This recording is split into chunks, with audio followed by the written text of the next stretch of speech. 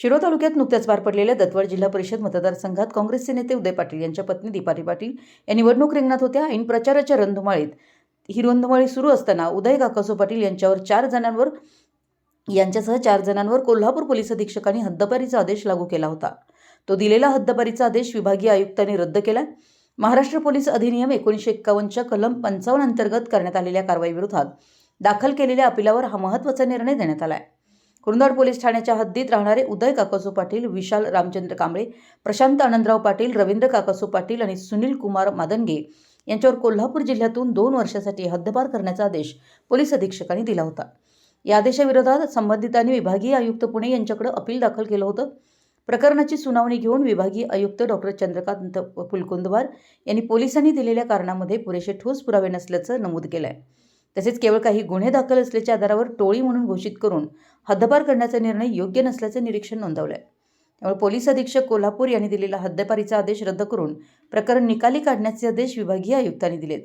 दरम्यान मला हद्दपार करून माझ्या मतदारसंघाचे राजकीय नुकसान झाले, त्यामुळे लवकरच संबंधित अधिकाऱ्यांच्या विरोधात मानवी हक्क आयोग प्रसंगी उच्च न्यायालयात दाद मागणार असल्याचं सांगितले. यावेळी उदय पाटील घरी आल्यानं समर्थक कार्यकर्त्यांनी मोठी गर्दी केली होती.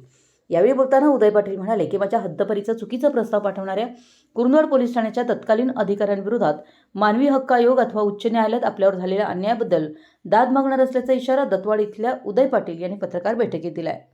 मराठी एस न्यूजसाठी दत्तवाडहून जहांगीर रनमली.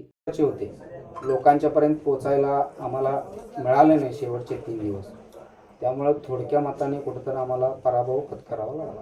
आता याच जिल्हा परिषद गणातल्या ग्रामपंचायतीच्या निवडणुका लागलेल्या आहेत आणि आता तुमचा हद्दपारीचा जो प्रस्ताव होता तो कशा पद्धतीने बनवला गेला आणि तुम्हाला निवडणुकीतून थांबवलं गेलं हे लोकांच्या निदर्शनास येऊन आज खऱ्या अर्थानं रद्द झाल्यानंतर परगावची लोक देखील तुमच्या स्वागतासाठी तुम्हाला या ठिकाणी आली. बरोबर. तर भविष्यामध्ये त्याची उतराई म्हणून ज्या ज्या गावच्या ग्रामपंचायत निवडणुका आहेत त्या ठिकाणी तुमची काय भूमिका असणार आहे? नक्कीच आम्ही बघा, आता तुम्ही बघायला गेला तर एकूण जिल्हा परिषद मतदारसंघामध्ये दत्तवाड जिल्हा परिषद मतदारसंघामध्ये एकूण 9 गावे आहेत. 9 गावामध्ये 6 गावात लीड आम्ही आहे. दत्तवाडात तर अक्षरशः 3700 मतदान इतकं प्रेम दत्तवाडकरांनी आम्हाला दिले आणि येणाऱ्या ग्रामपंचायतीमध्ये आम्ही उत्तर देण्यापेक्षा माझे सर्व दत्तवाड ग्रामस्थच उत्तर देतील, मतदारच उत्तर देतील. आणि मी काय म्हणतो, ज्यांनी चुकीचा प्रस्ताव आमच्याबद्दल पाठवला त्या अधिकाऱ्याबद्दल आम्ही पोलीस तक्रार प्राधिकरण असेल, मानवी हक्क आयोग असेल किंवा हायकोर्ट उच्च न्यायालय असेल यांच्याकडं आमचा झालेला त्रास, झालेला अपमान याच्यासाठी मी नक्कीच न्याय मागणार आहे. ह्याच्या आधी सुद्धा त्यांच्यामुळेच झालं होतं, आता सुद्धा त्यांच्यामुळेच झालंय. कोण असणार आहे याच्या पाठीमुळे? सरळ आमच्यावरती हे गैर लोकशाहीचं खून आहे. थोडक्यात काय आहे, सरळ लोकशाहीचं खून आहे. गोरगरिबांनी लढायचं नाही, गोरगरिबांनी लोकांची सेवा करायचं नाही आणि आम्ही घरात बसायचं असं त्यांचं मत आहे. आता तुमच्या हद्दपारीचा प्रस्ताव आता रद्द झाला का स्थगिती मिळाली?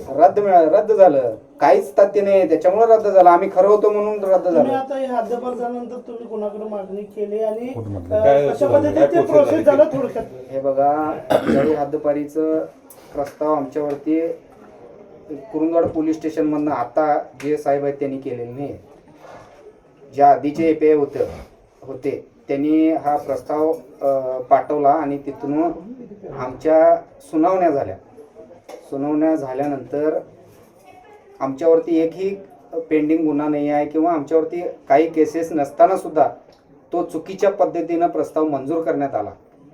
त्याच्यानंतर आम्ही अपील ह्याला केला, आयुक्त पुन्हा कार्यालयाला, आणि तिथं आम्हाला स्थगिती मिळाली होती. स्थगिती मिळाल्यानंतर परत हे खेळ सगळं इलेक्शनमध्ये यांनी लोकांनी काढलं. शेवटचे 3 दिवस मतदान असताना हे खोटी नोटीस काढायला लावून आमच्यावरती हे केलं आणि आत्ता तो आमच्यासारखा निकाल झाला. तो हद्दपारीचा जो प्रस्ताव होता तो रद्द करण्यात आला. ते कुठल्या कोर्टाचा निकाल झाला? काय? आयुक्तांचा. आयुक्तांचा मी या ठिकाणी आभार मानतो, का म्हणजे त्यांनी खऱ्याला न्याय दिले, गोरगरिबाला न्याय दिले. आता पुढची भूमिका काय तुमची? आता पुढची भूमिका काय नाही, आम्ही आता जे आम्ही लोकांच्या संपर्कात होतो आणि ज्या 8,500 लोकांनी आम्हाला निवडलेलं आहे त्यांच्या सेवेसाठी आम्ही कायम तत्पर राहू.